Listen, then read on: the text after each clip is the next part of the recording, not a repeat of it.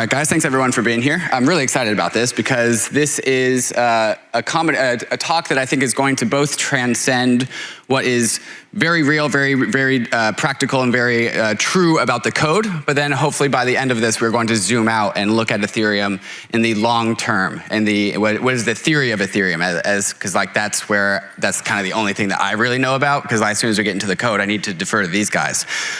So we're talking about scaling security. We're not talking about scaling, and we're not just talking about security, we're talking about scaling security. And to me, what this means is, what does it mean to have an abundance of security? How do we get that? What does that unlock? How do we get there? And how do we prevent us from blowing up along the way? And these are all really big questions. So there's two sets of different timeframes I think we're going to discuss, and hopefully if I moderate this well, we'll be able to talk about everything. There's of course the transition into the merge as we go from proof of work to proof of stake, and also from a single layer architecture to a multi-layer architecture. And then also to the long term, in the post-merge state where we see the long-term equilibrium of the Ethereum protocol. What does that look like? And then also, there's also theory versus practice. What is this in theory going to unlock? But in practice, what is it actually going to look like? And so these are two different timeframes and two different scopes to talk about.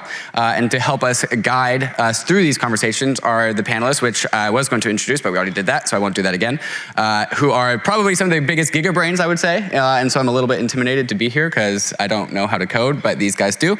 But in order to get things started, I always like to start with definitions. So to really kick things off, Dankrad, I would like to start with you.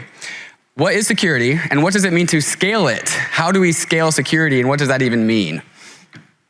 Okay, interesting. I love that I get to define security. But yeah, that's a very generic question. I mean, I would say, well, I mean, fundamentally, security is the absence of the ability for an attacker to break the fundamental properties that we want of the system that we're building. So like what we want is like, and these are loads, right? We have like, we don't want reorgs, we don't want smart contracts breaking, but we also want censorship resistance and so on. And so all of these properties that we want as a community, and as long as we want it as a community, because ultimately the community is always the final arbiter, that no attacker can change that. No attacker can override the community and change one of these properties and make it not exist.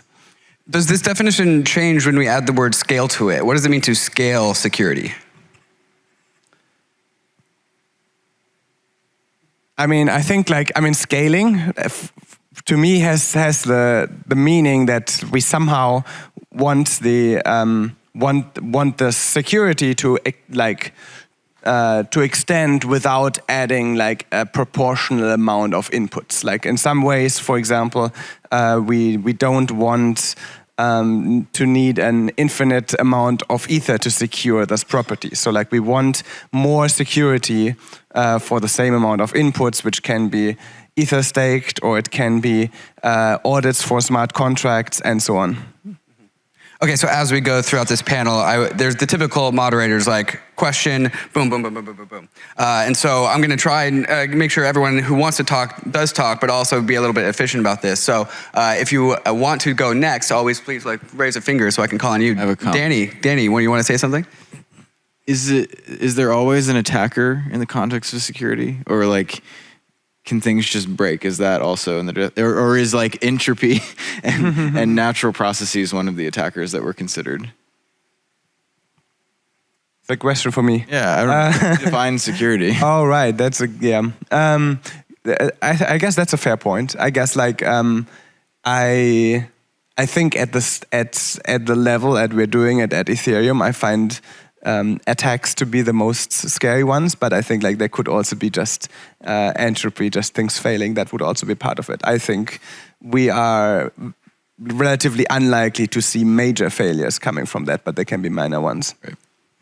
And of course, there's going to be a conversation about the interaction between the two layers of Ethereum coming up. But first, I still want to get around all the panelists' takes on what it means to scale security. Ansgar, Preston, any further comments about security as we go into the post-merge age of Ethereum? What does it mean to scale security? Yeah, I mean, Dankrad said it really well, that it's about, making sure that the protocol, the network is secure from attackers, but also like what Danny's alluding to is there's like a liveness property, right? Like things can go wrong just by the way of the universe. A cosmic ray flips a bit or something, and the system should be resilient enough that it continues forward and doesn't lose any of those security properties. In that answer, does that mean like Ethereum needs to be some sort of adaptive system, as it needs to, if a cosmic ray just flips a bit and all of a sudden something goes wrong, there's infinite ways that things can go wrong. So does that naturally also mean that Ethereum needs to be adaptive and recoverable in an infinite number of ways as well? I would agree with that. I would say it needs to be upgradable. I think that's the core ethos of Ethereum, that it's never finished, right? It's always something that's being worked on and improved.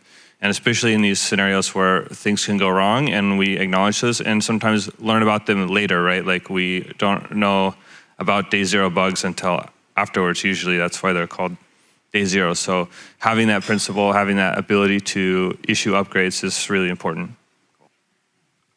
So maybe the one thing that I would add to the topic of scaling security is actually on the scaling side. So I think one of the things we're doing with the merge is that we're basically acknowledging that, I mean, Ethereum started as like this relatively simple, in a way, product, right?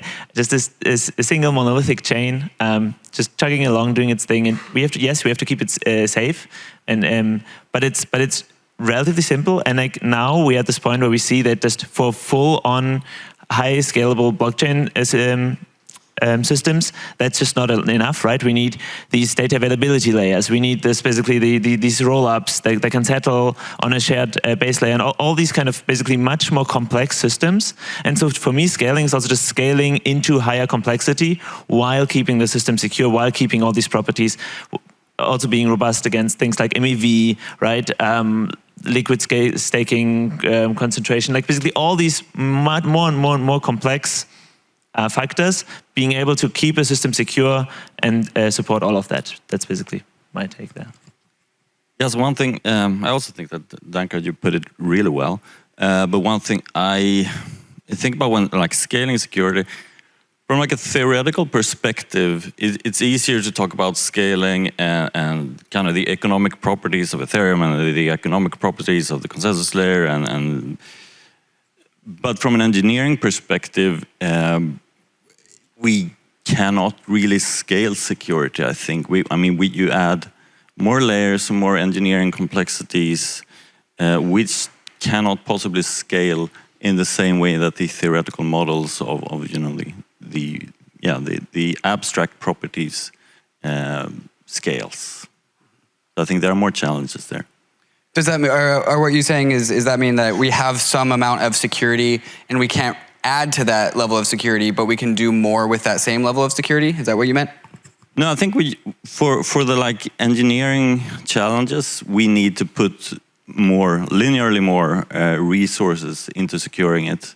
Right. There's two things we're really talking about here. One is like actually the security of the system, like from an abstract standpoint, like attacker needs X amount of capital to do Y, that kind of stuff, versus actually engineering. And I tend to agree that like the amount of resources as you grow the complexity does have to scale linearly, and hopefully not more than that. And I think the fact that like we have the consensus layer and the execution layer actually like stripped from each other allows us to probably scale linearly here. Whereas if I think you bolted them on and tried to have them in the same piece of software and tried to have them like under the same team, that you might actually have issues handling the complexity in there. And so that that's more about complexity, but complexity implies security of the system.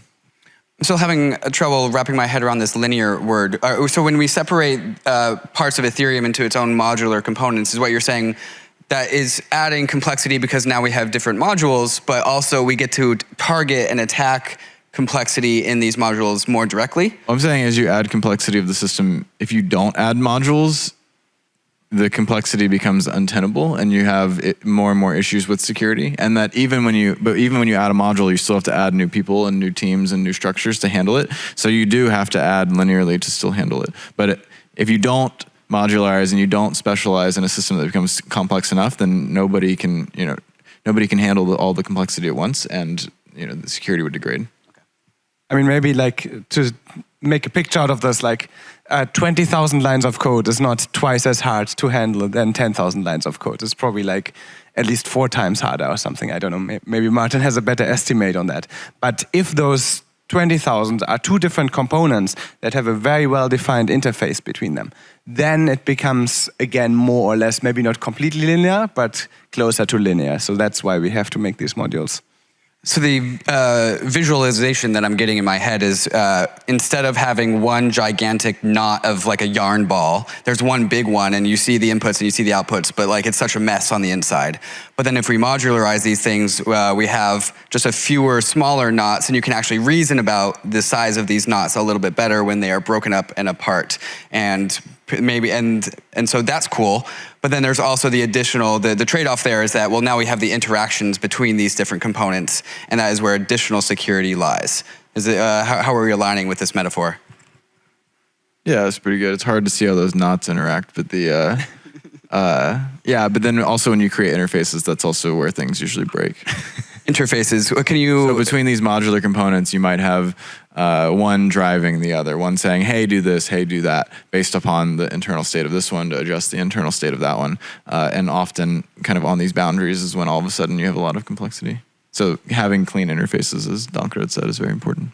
And then this is also perhaps where additional snakes in the grass can appear, right? Like we can talk about social attacks at that point, right? If we have teams interacting between these 2 modules, we'll get to that later, or perhaps never. Okay, so I actually want to get back to a little bit something a little bit concrete. Right now, we just have the current state of Ethereum with one security layer with proof of work, but that's going to change as we go into the merge, of course. Preston, can you guide us into this part of the story where right now we just have Geth and just like the single security layer architecture. In the future, how is that going to change, and what are the different things that we need to control with regards to complexity as we go into the merge? Yeah, it's a great question. So with the merge, the idea with switching over to proof of stake, we started with running proof of stake alongside proof of work initially, and what we're doing with the merge is merging those 2 things together, right? We have the execution layer clients, which is what we know today as the Ethereum clients, and then we have the consensus layer clients, which have been operating the beacon chain for over a year now. And with the merge, we're tightly coupling these. They're almost merging into one unit, and they operate together in that way. With that, we're essentially doubling the complexity, right? That there is now almost too much to understand for one person, right? So like we have different segments of teams and different segments of knowledge. There are people that are experts at the consensus layer, and then people that are experts at the execution layer. And it's hard to say that you're an expert in both, just because they both move so quickly and they are complex. And I like your analogy about yarns or these like tangled mess. Like in computer programming, we call it spaghetti code, right? Like this, it's like a pile of wires or spaghetti. Like you know that it works, but you're not 100% sure how you got there. And that becomes, one of the biggest risks, I think, with the merge is this complexity part of the 2 layers.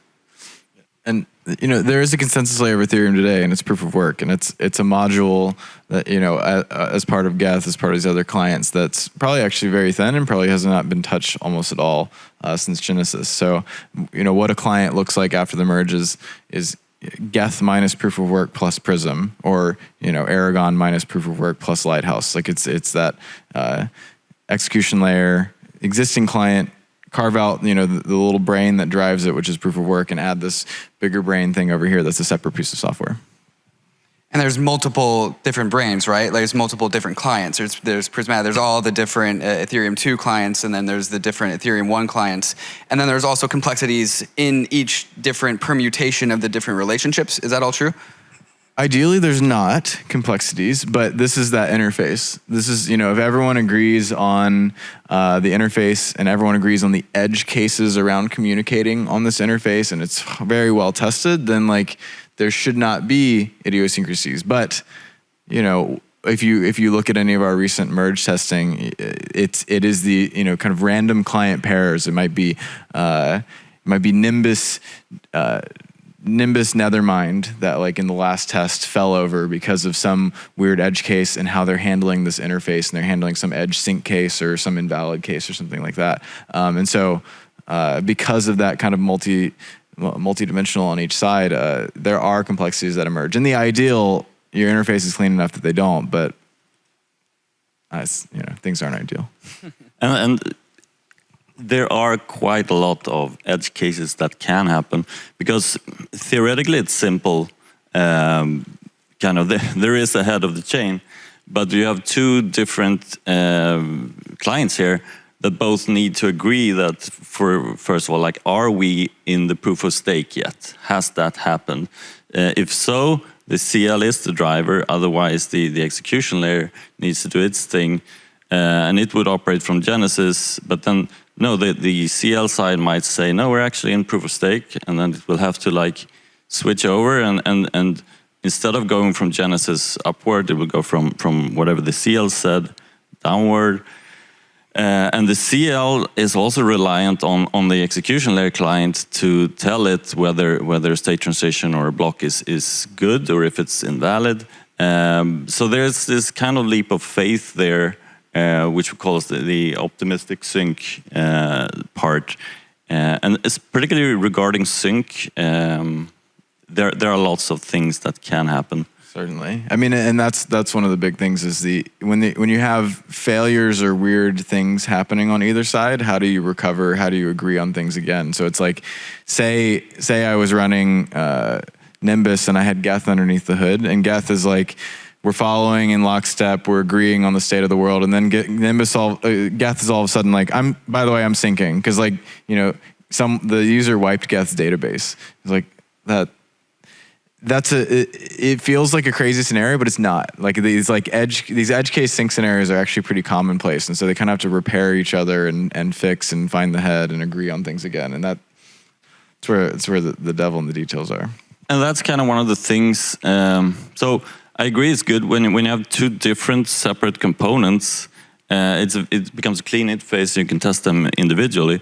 Whereas when you care only about Geth, you know that Geth may crash, but we can ensure that such a crash will not lead to irrecoverable inconsistencies. And when we start up again, we can just read all the databases and check that things are consistent, do the cleanup. When you have these two very discrete components that cannot, you don't know what part will crash at what time and whether these views will be consistent again.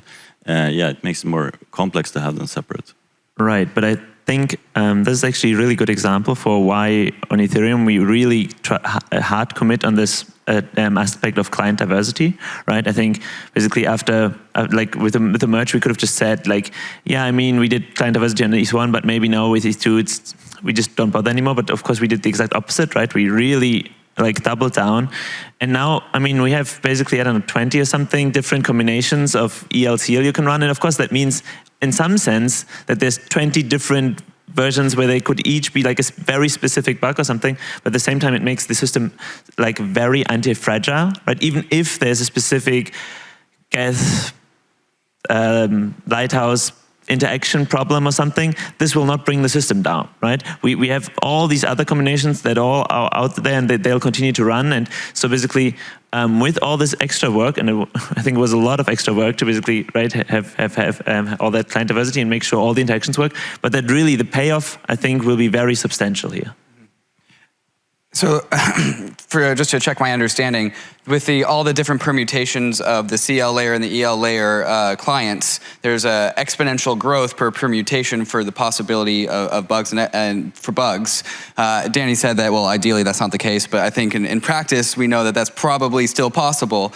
But I think the takeaway, the thing to really know is that even with an exponentially growing surface area for exploits and bugs and things to go wrong, it actually doesn't matter under a diverse client paradigm, because it is like, it is just the ultimate, just like, no, like the containerization of the exploits because of the multi-client diversity, right? Like even if there is a bug, I don't think exploit is the right word, but if there is a bug, it doesn't actually matter because of the multi-client problem. And that seems to be like the universal solution for all bugs on Ethereum is like, well, if it's a multi-client system, like 90% of bugs is just like not actually going to be systemic. Is that a fair assumption? Assuming users make diverse choices. Yes, yes. So Yeah, he said unless it's Prism with Geth, which I think is Prism is extremely dominant, Geth is extremely dominant. So if there's a bug between those two, that's really bad. But what Danny says is like, well, then that it needs to get into the social layer where we need to have diversity on both the consensus layer and the execution layer. So one thing that I think a lot of people are not aware of is that a couple of years ago, there was a bug in both Geth and Parity. Geth was more wrong, Parity was a little bit less wrong. And now forever, going forward, there is a deviation from specification forever enshrined in the Ethereum blockchain. It was in the Byzantium cleanup, touch deletes.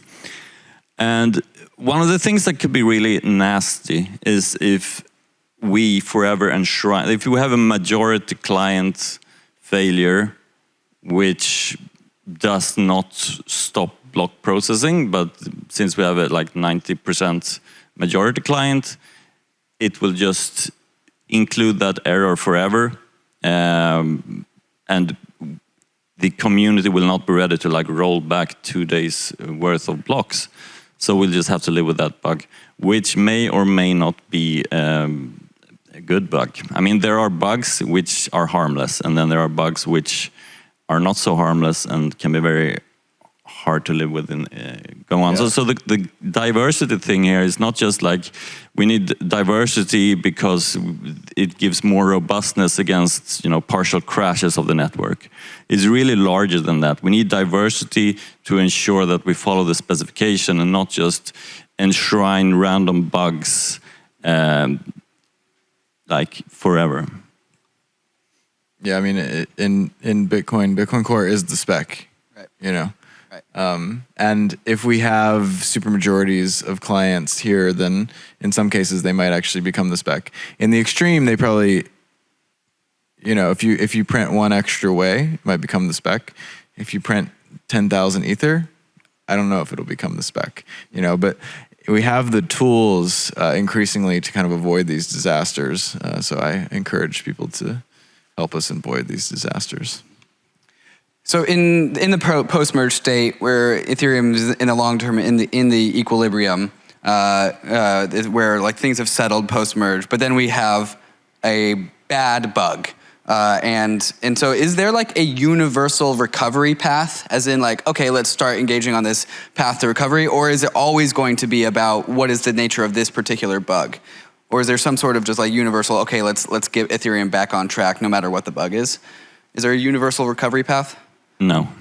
Uh-oh. That's generally pretty ad hoc, in the sense that the bug affects something, it affects some piece of software, and there's some amount of experts in relation to either the specifications or the software, and triage begins, more and more people jump in, and kind of the path is, a path is dynamically chosen, which, again, there's some many bugs that would be very good if we didn't have to go down that path, but in general, no.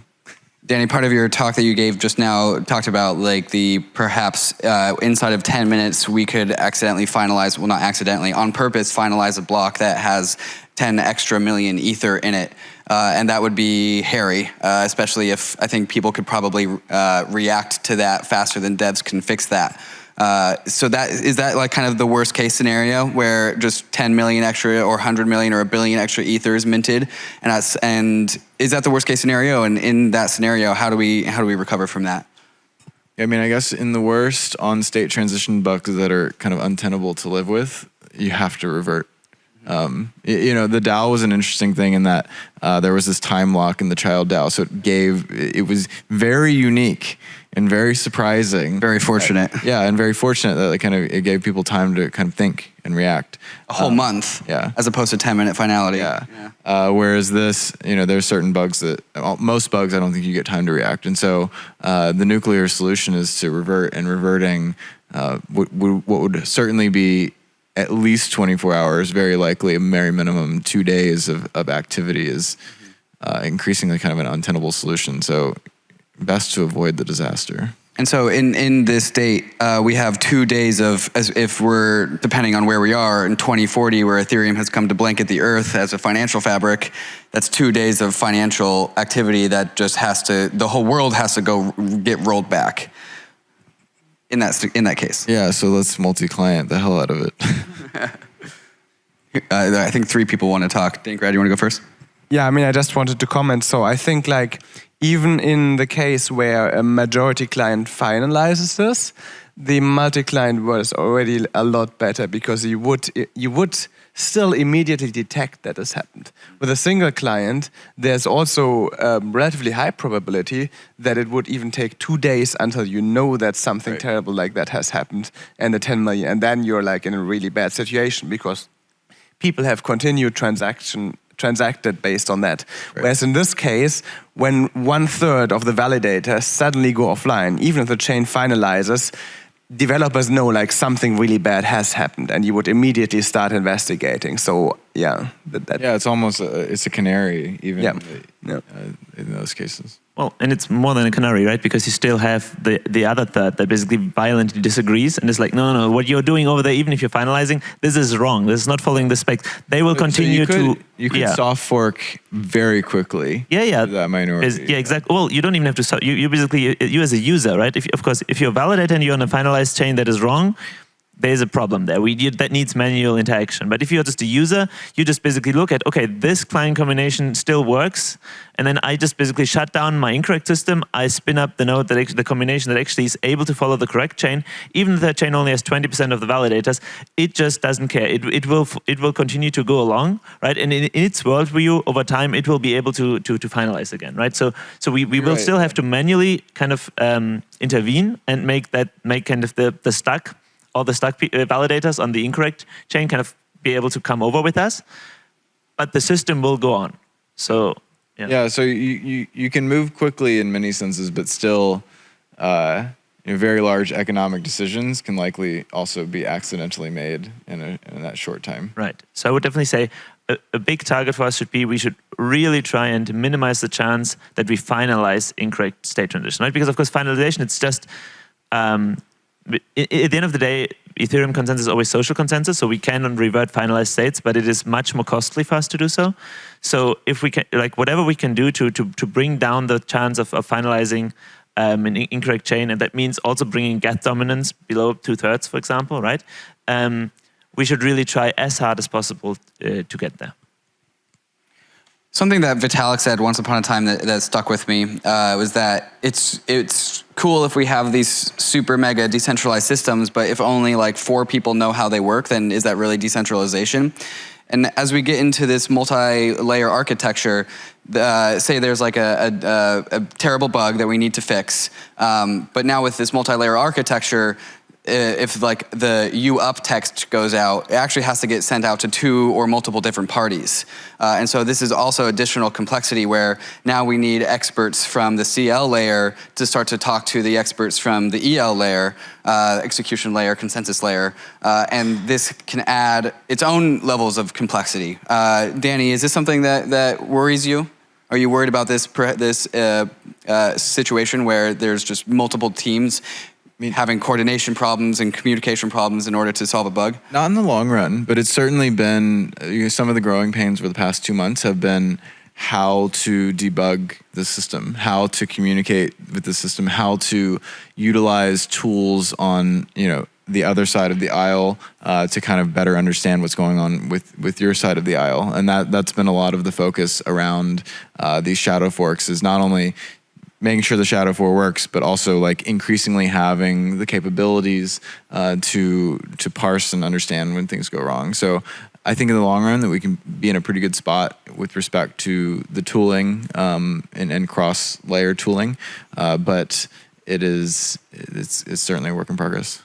So 50 years from now, do you expect client teams, if they even exist at that point, to be more experts than the panelists that we have here, or is like because Ethereum's been chugging along for so long, we actually haven't had to prioritize expertise anymore? What about like in 30, 40, or 50 years? Preston. Well, hard to predict the future, right? But I think that with Ethereum and having like a specification first, it's not that hard for someone with reasonable intelligence to figure out what's going on, right? Like all the code's written really well and things are documented and it's all there. The only difference, I think, for an expert is they know exactly where to go right away. Like if you described a bug to them, they may not even have to look at the code to explain to you how it happened. They go, oh shit. Yeah, that happened. They're like, yeah, I was afraid of that, or they had a nightmare about it already, or something like that. But so that's to say that in the future, we may not have experts on all of Ethereum anymore because new features come in and complexity grows. But that's to say that you can't become an expert in any area given a little bit of time. So I have two anecdotes from yesterday. One, I was at Stake and Gathering and just kind of listening to some of the conversation going on. And like, there's a lot of proof of stake experts. They're not necessarily like deep into the software, but there's a lot of people that understand the specification and like some of the nuances and what's going on here because they're also like very financially motivated. They're running pools or doing this or doing that to understand it, which I thought was very cool. And then another is I met somebody from the Netherlands that is a hydro something or other engineer. And because his job is to make sure water and water flows and whatever, you have good drinking water and you don't have things flooding in this like very water-based country, and they've been doing that for a long time. So like assuming that Ethereum becomes systemic and increasingly important in the world, like I think there probably will be more and more people that understand these systems rather than fewer, and it kind of become a commonplace thing to understand. To get more on like the optimistic side of things, with all this complexity, and that perhaps it's very, very scary, but I just want to make sure it's very obvious as to what we actually get from all of this complexity. Like, why are we doing all of this? Like, what are the benefits to adding all of these modules and these perhaps like interactions between all these modules? What is the benefit? Dankrad, you want to take this one?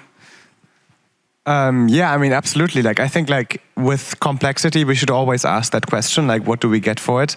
I think like my favorite analogy is to like just think of complexity like debt. Like you need to, if you want to start on a new venture, you need money, you need to take on this debt, and so you need to ask the question, do I get something in return for that? And the same is true for complexity. And I think like, yes, right now I would answer the question, at least from my perspective, as definitely yes. Like, we get amazing new things. We get to onboard 1,000x the number of users hopefully in the next 2 years, and we can't do that if we don't like do certain things like develop sharding, and there are other things, yeah. And so like, obviously, like in the case of proof of work, proof of stake, we get much better security, and we are getting rid of this terrible waste of resources. So I think it's necessary, and otherwise we shouldn't do it. Otherwise we should not suddenly expand our complexity by probably 2x easily from going to proof of work to proof of stake. I have like 3 more questions, which are going to be long, so I'm not going to be able to get to all of them. But I want to see if there's, how much demand for questions are there? If you have a question that you want to ask, raise your hand. 1 question, 2 questions. Okay, I think I have enough time. One last thing, and then we'll get to the questions. Back to the scary stuff. One thing that has always concerned me is this article that I can't remember his name, but he wrote The Death of Ethereum, DETH, as in delegated ETH, which is now turned into Lido staked ETH. The conversation here was that the network effects around liquidity of a staked ETH derivative token can turn monopolistic, as in like if one particular, like this is Rocket Pool's RETH, Lido's staked ETH.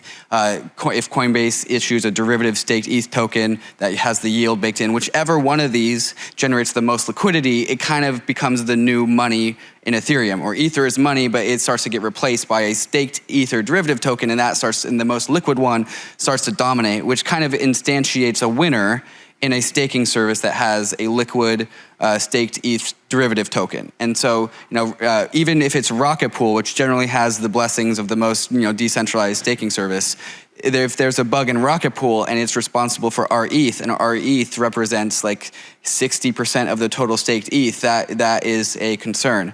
Is this issue a concern for you, Danny? And how do we mitigate this? Certainly. I spoke about this a bunch in a talk yesterday at the staking gathering.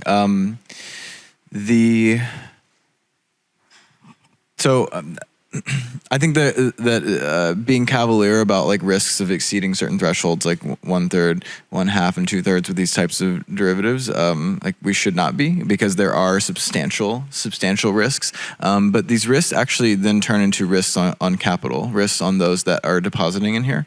And so I do think that it becomes irrational to actually participate in some of these systems beyond certain thresholds. Because of the tail risks are so extreme, losing all of your money, or certain cartelization, having fundamental issues with which would also destroy some of your money. And so, although this might be an equilibrium in the inevitability of something disastrous going wrong, it would. I think sometimes we don't learn about tail risks until they happen. So although it might look like something of an equilibrium at the time, I do think that. In the eventual equilibrium, whether that's in a year or whether it's in 10 years, it's probably a bit more of a diverse, because people would understand the risks on the capital, which are untenable at certain thresholds. Is it rational to think that people will be rational when we are also paying for $100,000 monkey pictures? Not necessarily today. So I think it's really hard to be rational with respect to tail risks. But once they do happen, we usually begin to make different decisions. Like I don't think anybody had flood insurance in Louisiana before Katrina. Now everyone has flood insurance. Maybe just the one thing I would add there is that we just have to be careful that we don't end up in a world where, say, we have one version of staked ETH or something that's so dominant that basically it's widely agreed that if there was some problem with the system and like they would all collectively be slashed, and that staked ETH version would lose all its value. And because it's so enshrined in most of Ethereum DeFi or whatnot, the entire DeFi system would collapse. And for that reason, we would always manually bail them out, right? If they ever become systemic or something, like then we basically start replicating all the problems we see in the kind of legacy world today. And I think we have to be like very explicit about that. We basically would never be willing to do that, and we basically have to draw the line in the sense they're very explicitly from the beginning. That's like the one thing I'd say there. Yeah, I definitely agree. I mean, another thing here is that although it looks like a certain equilibrium is happening, there are like a lot of designs and products and interesting things to be done here that have not been experimented with, and I do expect much to happen in this space in the next 12 months. And like, if you're bored, you should probably make a competitor, because there's a lot of good stuff to do here. I don't think very many people are bored in the Ethereum space, Danny. Anybody bored? All right, guys, sorry for taking up all the time. Who's got a question? I actually have a couple of questions, but one has a really quick answer and the other is a little bit deeper. I'll go with the quick answer first. Regarding the miners, is there any indication or evidence that the miners haven't already switched to stakers? You mean the miners also have accumulated staking capital and are stakers? Right. I mean, they have staked, and, yeah, so they are stakers. Yeah, one of the biggest pools, Bitfly, one of the biggest mining pools, now has a staking pool. So there's some indication that has happened. I know a lot of, there were stories of people on Reddit and stuff for many years, like mining to accumulate Ether for staking. So there's some amount of that, but I do also, I'm familiar with a number of like professional miners that they mine and they sell their ETH revenues, right? So they're not necessarily there. You know, there is some alignment that's happening, but there's probably also plenty of not. So that is something nice to potentially lean on, but I don't know like what percentage of mining is kind of incentive aligned because their bags are also tied into ETH. It might actually be relatively high, but we don't have a good indication of that. Okay.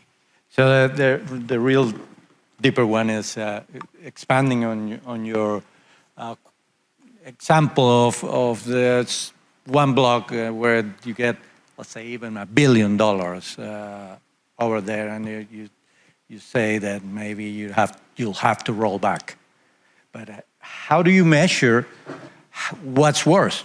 Because maybe $1 billion wrong on one transaction may still be less harmful than 1 day of rollback of transactions. Because let's say a lot of people may have traded in an DEX a lot of ETH for, let's say, SEC, and that you'll never get back.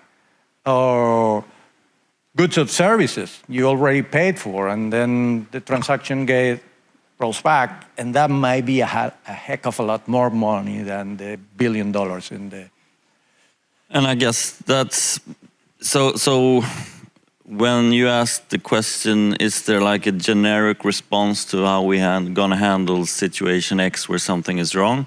I said no, because there are lots of aspects that need to be considered. Facts and circumstances. And one of them being like if you can print an ether, that's bad, obviously. But if the bug remains and you can do it every day, every block, then that's obviously untenable. So, and that's actually quite good, because then we know, right? We cannot allow this to continue. So that's like the happy case, because everyone will agree that we cannot allow this bug to be there. Therefore, there must be a rollback. There are worse cases, like if there's Geth had a memory corruption bug which made the EVM memory slightly wrong in certain conditions. Usually that's probably fine-ish, but it might also be used to exploit some contract because of that. So if that bug remains, could there be any L2 or any contracts that can be hacked for millions and millions of dollars because of that? Who knows, right? Right. I would say, though, that I think even the term rollback, in a sense, I think is misleading. I think it makes sense, say, for an individual client to talk about it in those terms, because Geth would indeed, in that scenario, have to roll back, but the chain would not roll back, right? We would just basically switch over to the correct minority chain that was continuing along all like the entire time, right? And so, of course, unless we have a bug that literally every single client combination shares. And so importantly, I would say, first of all, of course, there's a difference if we never finalized the incorrect chain. I think it's not even a question. I think no one would ever argue for that going with a chain just because 55% of people are over there if the other one is the correct one. If we ever finalize, I think it's only slightly more of even a topic to talk about, just because there's this implicit social guarantee that we say, like, if it's something has this label finalized, we generally will not go back on it anymore. But even there, I would say, if you're an exchange out there, please do not run one client combination, right? As long as you just run like multiple of these client combinations, you will see that something is problematic, that the chain forked, and then you just stop deposits, you stop withdrawals until this is cleared up, right? There should never be a scenario where even for you as a user, it looks like something rolled back, if you're just careful enough. And in most cases, I would expect that the economic activity on the chain that we eventually land on will 99% be exactly the same as the one that we just left. Right. And the difference being, like, if someone intentionally made some double spends, and those transactions are different in the new chain than the old. Yeah. Also, in terms of like there's many other we's here, but like I don't know who gets to decide this thing, and we should just avoid the disaster by having people buy in deeper into the multi-client architecture. And honestly, if you're a large institution and you're running majority client, it's going to be attributable. And you know what? It's going to be a bit of a disaster for your product, for your staking, for your whatever, and do yourself a favor and don't go there. Don't go there. One last question. Yeah. There's also one question from Twitter. So maybe we can take that. Really quickly, I just work in a lot of open metaverse projects that are looking at, they're very committed to Ethereum just for security and all the reasons that we are, but then they're also trying to scale and they're exploring scalability solutions because they want to onboard like millions and millions of people this year. And it's just been difficult to pinpoint which one.